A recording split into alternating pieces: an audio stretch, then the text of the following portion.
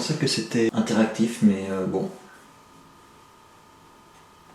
Bonjour à tous et à toutes et bienvenue dans cette vidéo, et je suis désolé de la qualité de la lumière extrêmement médiocre, mais aujourd'hui nous allons parler de Black Adam, le nouveau film qui est sorti en octobre dernier avec Dwayne Johnson et Pierce Brosnan dans les rôles principaux, tiré du personnage de chez DC.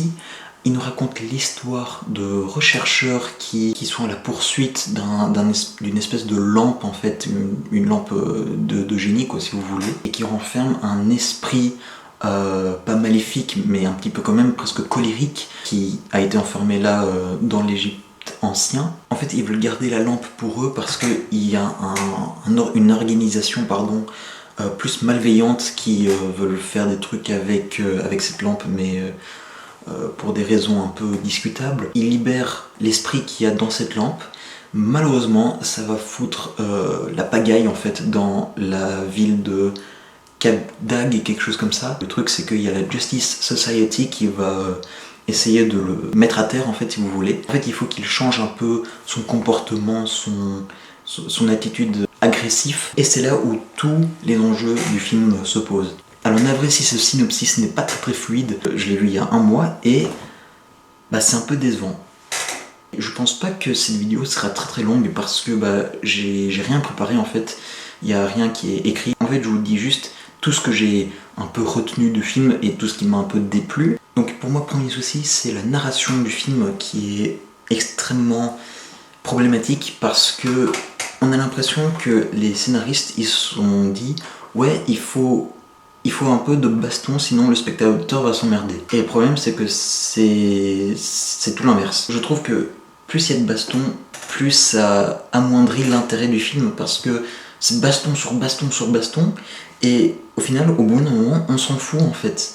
Il y a aussi le problème de personnages qui, hormis Black Adam, qui a un passé, un peu de background, je trouve que les personnages, ils sont soit pas très captivant, à part peut-être éventuellement la mère. Bon, si vous avez vu le film, vous comprendrez de quoi je parle, mais ou par exemple le gosse aussi, qui, je comprends, peut être un peu insupportable au bout d'un moment, mais personnellement j'ai bien aimé. Mais sinon, la relation Pierce Brosnan qu'il a avec son coéquipier qui est déguisé en faucon là, elle prend son importance plus tard dans le film, mais